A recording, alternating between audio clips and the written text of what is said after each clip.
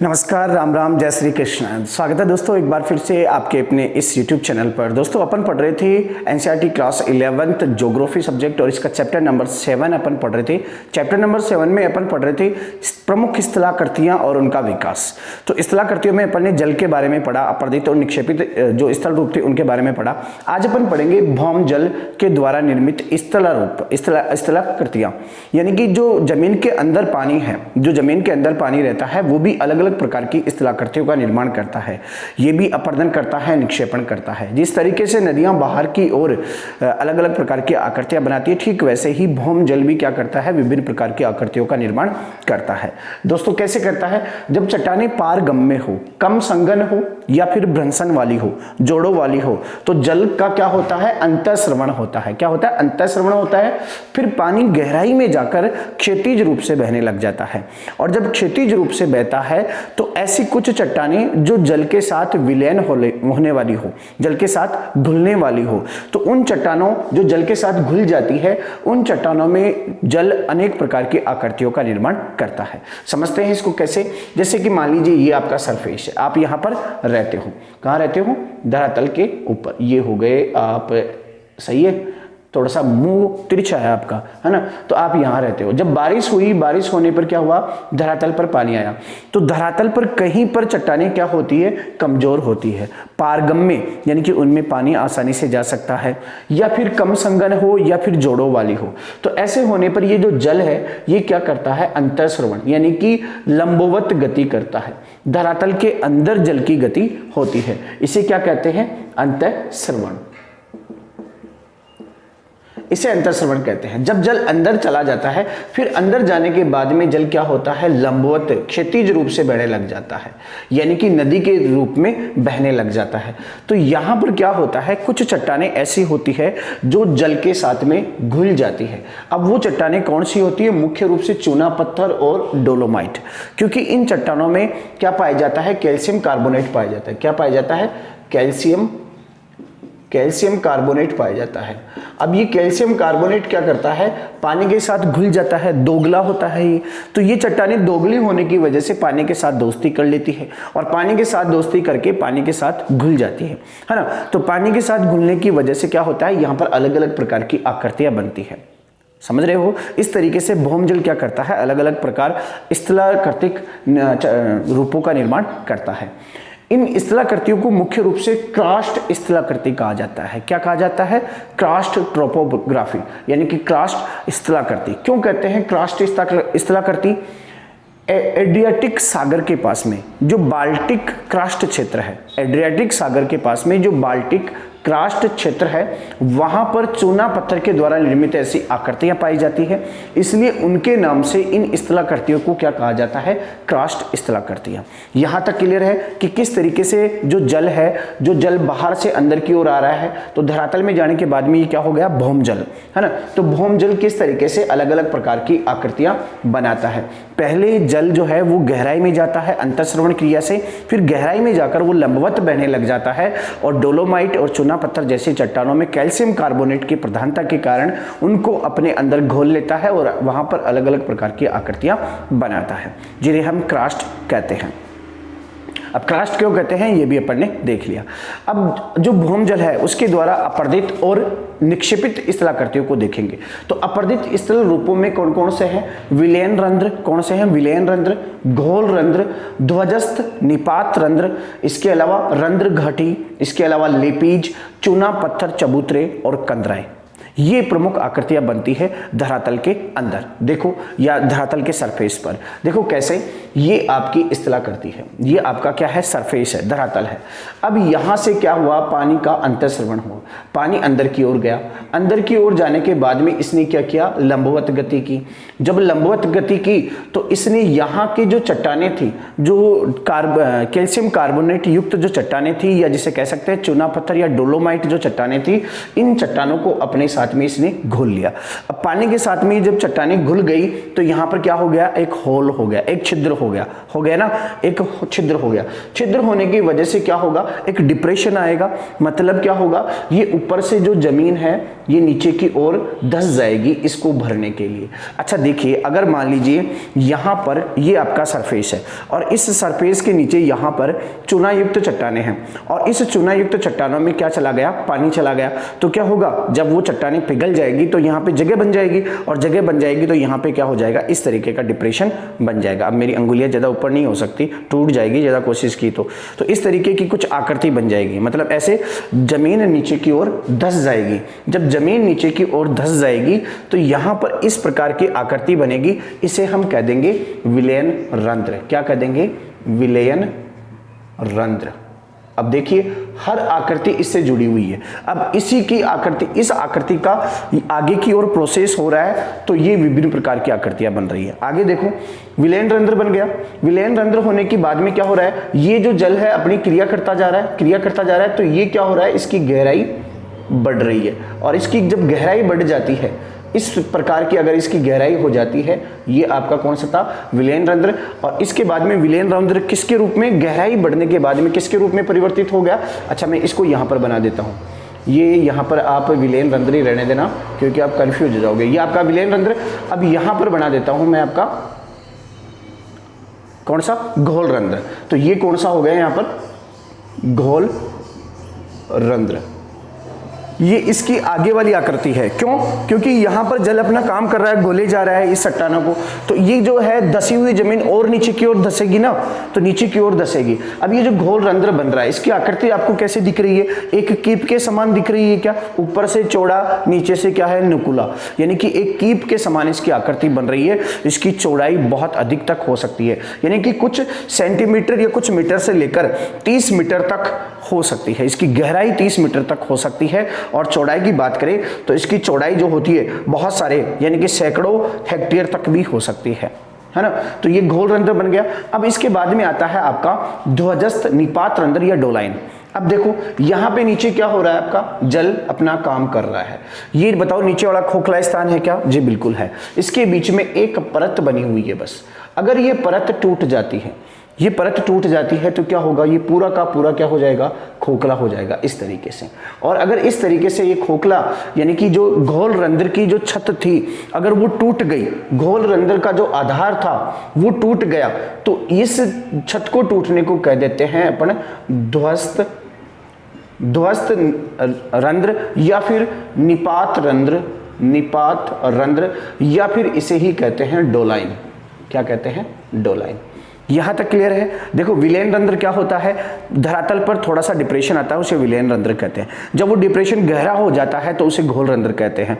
और जब घोल रंध्र की छत ढह जाती है तो उसे निपात रंध्र, ध्वजस्थ या फिर डोलाइन कहा जाता है। कभी कभार इन जो विलयन रंध्र या घोल रंध्र जो होते हैं इनमें जल भर जाता है और जल भरने की वजह से अपने को क्या लगते हैं कि ये कोई पुल है, स्विमिंग पूल है, कोई कुंड है, जल कुंड है। तो अपन एक जो बनता है कुंड भी बन सकता है। जब ये विलयन रंध्र बना, डिप्रेशन हुआ और इसमें पानी भर गया तो क्या बन गया, कुंड बन गया। आप इसमें जाके नहाओ और नहाओगे तो क्या होगा, नीचे वाली छत ढह गई तो आप नीचे चले जाओगे, दलदल में फंस जाओगे, है ना। तो ऐसे कुंड का विश्वास नहीं करना है, ऐसे स्विमिंग पूल में नहीं नहाना है। तो तीनों क्लियर हो गए, विलयन रंध्र, घोल रंध्र, निपात रंध्र। अब आता है रंध्र घाटी। अब देखो रंध्र घाटी क्या होता है।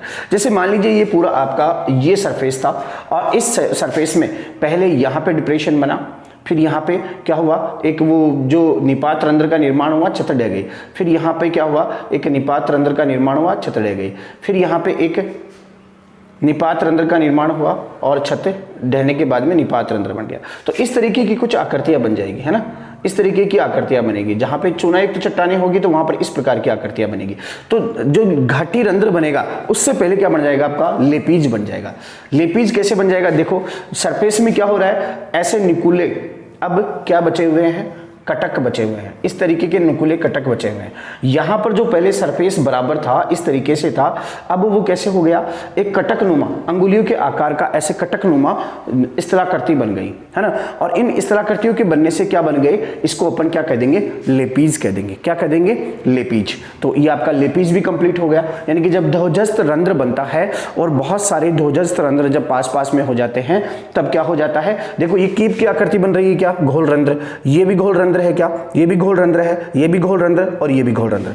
अब दो घोल रंध्रों के बीच में एक ऊंची उठी हुई चोटी होगी, है ना। तो ऐसी दो अलग अलग घोल रंध्रों के बीच में ऊंची उठी हुई चोटी होगी, उसे लेपीज कह देंगे। क्या कह देंगे, लेपीज कह देंगे। अब आगे देखिए, जब विभिन्न घोल रंध्र आपस में मिल जाते हैं, जब अलग अलग घोल रंध्र, जैसे यहां पर एक घोल रंध्र था और इससे आगे इधर एक घोल रंध्र था, अगर क्षैतिज रूप से यहाँ पे घोल रंध्र, ये घोल रंध्र, और जब ये आपस में मिल गए तो बताओ एक घाटी का निर्माण हो गया, क्या, यानी कि ये उठा हुआ क्षेत्र और ये इस तरीके का ये घोल रंध्र हो गया। अब इससे आगे यहाँ पे घोल रंध्र था, यहाँ पे था, यहाँ पे था, तो ये घोल रंध्र आपस में मिल गए, यानी कि इस तरीके से घोल रंध्र आपस में मिल गए तो क्या हो गया, एक घाटी, एक वैली बन रही है ना, तो उसे अपन क्या कह देते हैं, रंध्र घाटी कह देते हैं। जब विभिन्न घोल रंध्र आपस में मिल जाते हैं तो फिर रंध्र घाटी का निर्माण हो जाता है। अब आता है चूना चबूतरे। चूना चबूतरे क्या होता है, लेपीज बन गए ना, तो लेपीज बनने के बाद में क्या होता है, लगातार बारिश ऊपर से हो रही है, यानी कि बाहर बारिश या हवा की वजह से क्या हो रहे हैं, ये अब टूट टूट कर जो लेपीज थे वो क्या हो रहे हैं, समतल हो गए। यानी कि ये ऊपर से टूट कर क्या हो गए, समतल हो गए। और इन ऊपर से टूटकर समतल होने पर एक चबूतरे का निर्माण हो गया। और इस चबूतरे में किसकी प्रधानता है, चूना पत्थर की प्रधानता है। इसलिए इस चबूतरे को क्या कह देंगे, चूना युक्त चबूतरा या चूना पत्थर चबूतरा। क्लियर है। अब आगे वाला आता है कंदराई। कंदराएं क्या होती है दोस्तों, कंदराओं का मतलब हो गया गुफाएं। कंदराएं क्या होगी, गुफाएं। गुफाएं कैसे बनेगी, देखिए गुफाएं बनती है जैसे आपका ये सरफेस, यहां से जल का अंतःस्रवण हुआ, जल गहराई में जाने के बाद में लंबवत गति करने लगा और इस तरीके से घोलता हुआ कहीं ना कहीं ये जो है जल वापस निकल गया बाहर की ओर। तो यहां से लेकर इसने यहां तक क्या कर दिया, अंदर एक सुरंग बना दी। यहां से लेकर यहां तक एक सुरंग बना दी। अगर दोनों मुंह खुले हो जाए, यानी कि अगर जैसे मान लीजिए यहां से यहां तक इसने बनाया, आगे तक इसका मुंह नहीं खुला, है ना, आगे तक नहीं बन पाया, तो ये तो हो गई आपकी कंदराई यानी कि गुफा। और जब ये घोलता हुआ आगे तक निकल जाता है, दोनों मुंह खुल जाते हैं, तो उसको फिर क्या कह देते हैं, सुरंग। सुरंग तो आप तो जानते होंगे, सुरंग जिसमें इधर से घुसो उधर निकलो, है ना, तो इसमें इधर से घुसो और इधर निकलो। कंदराई क्या होती है, गुफाएं क्या होती है, इधर से घुसो और इधर ही निकलो, क्योंकि बाहर दूसरी तरफ का रास्ता बंद है ना, दूसरी तरफ से नहीं जा सकते। तो यहां से आकर यहां तक अगर किसी छिद्र का निर्माण कर रहा है तो वो कंदरा, लेकिन जब आर पार किसी छिद्र का निर्माण कर रहा है तो वो क्या हो जाएगी, फिर गुफा या सुरंग हो जाएगी। तो यहां तक क्लियर है। अपर्दित स्थल रूप हो गए। सबसे पहले क्या बनेगा बताओ, विलय रंध्र बनेगा, फिर विलय रंध्र के गहरा होने पर घोल रंध्र बनेगा, घोल रंध्र की छत गिरने पर क्या बनेगा, ध्वजस्थ निपात या डोलाइन बनेगा। फिर रंध्र घाटी कब बनेगी, जब अलग अलग घोल रंध्र मिल जाएंगे तो रंध्र घाटी बन जाएगी। लिपीज कब बनेंगे, जब बहुत सारे रंध्र घाटियां एक कटक नुमा आकृति बनाएंगे, अंगुलियाकार यानी कि फिंगर जैसी आकृति बनाएंगे तो लेपीज बन जाएंगे। और जब ये लेपीज टूटकर बराबर हो जाएंगे तो चूना पत्थर बन जाएगा।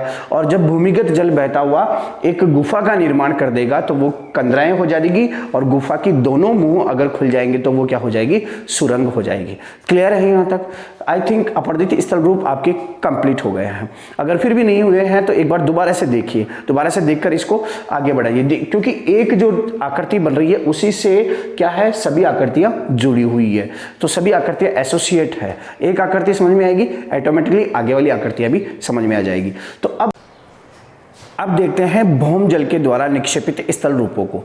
दोस्तों भौम जल द्वारा निक्षेपित स्थल रूप बिल्कुल सीधे से हैं, स्टेलेक्टाइट, स्टेलेग्माइट और स्तंभ। तीन प्रकार के निक्षेपित स्थल रूप बनते हैं, स्टेलेक्टाइट, स्टेलेग्माइट, यानी कि इसमें क है और इसमें ग है, स्टेलेक्टाइट और स्टेलेग्माइट। और एक क्या बनता है, स्तंभ। देखिए ये आपका क्या है, इस चित्र के माध्यम से समझिए आप लोग, ये क्या है, आपका धरातल है, ये ऊपर वाला धरातल है और यहाँ पर आप रह रहे हो, ये हो आप। क्लियर, यहाँ पे आप रहते हो। अब यहाँ से जल का अंतःस्रवण हुआ था, यानी कि जल अंदर की ओर गया था, अंदर की ओर जाने के बाद में फिर लंबवत बहने लगा था, और लंबवत बहने के बाद में अपन ने देखा था कि कुछ चट्टानें जैसे कि डोलोमाइट हुआ या फिर चूना पत्थर हुआ, इनमें कैल्शियम कार्बोनेट की प्रधानता पाई जाती है। और कैल्शियम कार्बोनेट क्या होता है, दोगला होता है, जल के साथ तुरंत दोस्ती कर लेता है। इन चूना पत्थरों को, चूना पत्थर और डोलोमाइट को छोड़ देता है, और जो कैल्शियम कार्बोनेट है वो जल के साथ दोस्ती करके बहने लग जाता है ना। तो कैल्शियम कार्बोनेट क्या होता है, जल के साथ तीव्रता से घुल जाता है। लेकिन जब इस जल का वाष्पीकरण होता है, जब इस जल का वाष्पीकरण होता है तो ये जो कैल्शियम कार्बोनेट है ये वापस क्या हो जाता है, वहीं पर जमा होने लग जाता है। अब ये कैल्शियम कार्बोनेट या चूना पत्थर का तो वाष्पीकरण हो नहीं सकता, तो ये क्या होगा, वहीं पर जमा होगा। तो वहां पर जमा होने के बाद में क्या करेगी, अलग अलग प्रकार की निक्षेपित स्थल आकृतियां बनेगी। और अधिकांशतः जो स्थल निक्षेपित स्थल आकृतियां है, जो डिपोजिशनल ट्रोफोग्राफी है, वो सिर्फ और सिर्फ कंदराओं में मुख्य रूप से बनती है, यानी कि गुफाओं में मुख्य रूप से बनती है। देखो कैसे, ये जल का यहां पर क्या हुआ, अंतःस्रवण हुआ, फिर ये जल इधर गति करने लगा। पहले इसने क्या किया, इस पूरी सुरंग को, इस पूरे क्षेत्र को क्या कर दिया, इसने घोल दिया, अंदर वाले पूरे क्षेत्र को घोल दिया। मतलब यहाँ पे बस ये सरफेस बचा हुआ है और नीचे एक गुफा बन गई। यहाँ पे ऊपर आप होई, है ना, तो गिरने के लिए तैयार हो, ऊपर आप होई, बीच में इसने सुरंग बना दी है ना, गुफा बना दी। अब यहाँ पर ये आकृतियां बनती है। अब ये आकृतियां कैसे, जब जल का वाष्पीकरण होगा, है ना, तो देखिए जल ऊपर से टपक रहा है, तो जल ऊपर से अगर अपन नीचे की ओर टपकाएंगे और उसमें क्या होगा, चूना पत्थर होगा, तो वो क्या होगा, चूना पत्थर इस प्रकार की आकृति से चिपकता हुआ जाएगा, इस प्रकार से क्या होगा, वो चिपकेगा। अच्छा, इस तरीके से ऊपर से जब जल टपक रहा है तो यहाँ पे क्या जमा हो रहा है, यहाँ पर ये जो कैल्शियम कार्बोनेट जो जल के साथ घुला हुआ था वो यहाँ पर जमा हो रहा है। नीचे ये क्या जमा हो रहा है, ये ऊपर से जब पानी टपक रहा है, अगर अपन कीचड़ लेते हैं और कीचड़ को बूंद बूंद नीचे की ओर टपकाते हैं तो बताओ एक ऐसा ऊंची उठी हुई आकृति बन सकती है ना, बन सकती है। अगर नहीं बन सकती तो आप ट्राई कीजिएगा, एक मिट्टी लीजिए और उसमें पानी में घोलिए और फिर उस पानी को बूंद बूंद नीचे की ओर पटकिए, तो फिर क्या होगा, मिट्टी जो होगी एक के ऊपर एक स्तंभ सा बन जाएगा ऐसा। तो ठीक वैसे ही जब जल नीचे की ओर गिर रहा है तो एक स्तंभ सा बन रहा है और ऊपर से रिस रहा है, वहां से भी एक लटकता हुआ स्तंभ बन रहा है ना। तो जो ऊपर से नीचे की ओर लटकती हुई आकृति है, बस इतना सा याद रखना, ऊपर से नीचे की ओर लटकती हुई आकृति है वो स्टेलेगमाइट कहलाती है, स्टेलेगमाइट। और जो नीचे से ऊपर की ओर जा रही है वो स्टेलेगमाइट कहलाती है, यानी कि नीचे वाले में ग लगा देना है, ऊपर वाले में क लगा देना है, सीधा सा है स्टेलेक्टाइट। अच्छा, ये तो समझ में आ गया ना कि ये ऊपर से ये आकृति क्यों बन रही है, नीचे से ये आकृति क्यों बन रही है, क्लियर है ना, कि जब पानी जब टपकेगा तो वो क्या होगा, यहाँ पर कैल्शियम कार्बोनेट जमा होगा और इस प्रकार की आकृति बनेगी। और जब नीचे की ओर टपक रहा है तो यहाँ पर भी इस प्रकार का उठा हुआ एक क्षेत्र बनेगा। तो ऊपर वाले को क्या कहेंगे, स्टेलेक्टाइट, और नीचे वाले को स्टेलेगमाइट। अब जब स्टेलेक्टाइट और स्टेलेगमाइट दोनों ऐसे, जैसे मान लीजिए ये यहाँ पर स्टेलेक्टाइट है और ये स्टेलेगमाइट है, जब ये दोनों आपस में, जब यहाँ पे बूंद बूंद गिर रही है तो ये भी बढ़ता जा रहा है और ये भी बढ़ता जा रहा है। अब ये धीरे धीरे दोनों क्या होंगे, आपस में जुड़ जाएंगे और जुड़कर एक स्तंभ सा बन जाएगा, जैसे ये बना हुआ है। तो ये क्या है, ये कंदरा स्तंभ है, तीसरे प्रकार की आकृति। जब स्टेलेक्टाइट और स्टेलेगमाइट आपस में जुड़ जाएंगे तो क्या बन जाएगा, स्तंभ बन जाएगा और आपकी गुफा का आना जाने का रास्ता बंद हो जाएगा। तो तीनों प्रकार की आकृतियां हो गई, स्टेलेक्टाइट, स्टेलेगमाइट और स्तंभ। ये निक्षेपित स्थल आकृतियां हैं। विलेन रंध्र, घोल रंध्र, ध्वजस्थ, निपात रंध्र, डोलायन, घाटी रंध्र, इसके अलावा लेपी, चूना पत्थर और कंदराएं, ये अपर्दित स्थल रूप है। तो ये भौम जल के द्वारा अपर्दित और निक्षेपित स्थल रूप हुए कंप्लीट। जैसा कि मैंने कहा था लास्ट वीडियो में कि आगे वाला एक पॉइंट एक वीडियो में क्लियर करना होगा, कंप्लीट करना होगा। सो ये आपका भौम जल के द्वारा निर्मित अपर्दित और निक्षेपित स्थलाकृतियों को अपन ने कंप्लीट कर लिया। अब ध्यान रखिए, अगर आपको ये समझ में भी नहीं आया, समझ में आ गया तो बहुत अच्छी बात है। अगर आपको फिर भी नहीं समझ में आ रहा है, एक बार दोबारा से देखिए, समझने की कोशिश कीजिए। याद करने के बजाय समझने का बेटर होता है, क्योंकि ज्योग्राफी एक ऐसी सब्जेक्ट है जिसे रटा नहीं जा सकता। इसे आप रट नहीं सकते हो, इसे आप समझोगे तो बहुत ईजी हो जाएगा, और अगर आप रटने की कोशिश करोगे तो बहुत टफ आपको लगेगी। तो ज्योग्राफी को समझना होगा, है ना। तो आप इनको दोबारा से समझने की कोशिश कोशिश की है। अगर नहीं भी आ रहा है ना फिर भी कि गुरुजी पल्ले ही नहीं पड़ता, बिल्कुल ही समझ में नहीं आ रहा, चलो कोई बात नहीं, तो आप इसका स्क्रीनशॉट लो, यानी कि पूरा भौमजल इसमें आ गया, आप इसका स्क्रीनशॉट लो और आप इतना सा याद रखो कि क्रास्ट स्थलाकृतियां कहाँ बनती है ना, कौन से क्षेत्र में बनती है, भौमजल के द्वारा निर्मित स्थलाकृतियों को क्या कहा जाता है, क्रास्ट कहते हैं, है ना, और अपर्दित स्थल रूप कौन कौन से हैं। जैसे कि पूछ लिया कि भौमजल द्वारा निर्मित अपर्दित स्थल रूप है विलयन रंध्र, घाटी रंध्र, लेपीज, स्टेलेक्टाइट, है ना। तो नहीं है ऐसे पूछ लिया तो मतलब आपको क्या बताना है, स्टेलेक्टाइट, मतलब 3 ऑप्शन ये दे दिए, एक ये दे दिया, है ना, और फिर पूछ ले कि नहीं है, या फिर 3 ये दे दिए, एक ये दे दिया कि बताओ अपर्दित स्थल रूप है। ऐसे ही इसका निक्षेपित का पूछ सकता है, तो निक्षेपित स्थल रूप तीनों और अपर्दित स्थल रूप कितने आपके 7। इसमें एक और लिख लो आप, कौन सा, सुरंग, सुरंग भी लिख लो इसमें। बोलोगे सर सुरंग तो आपने बताया ही नहीं, है ना, तो सुरंग भी आप इसमें लिख लो, इसका स्क्रीनशॉट लो और इसे याद करने की, समझने की कोशिश करो। ओके दोस्तों, अगर आपको समझ में आया तो प्लीज़ अपने दोस्तों को, सहपाठियों को शेयर करें और लाइक व कमेंट्स करके ज़रूर बताएं। Thank you so much.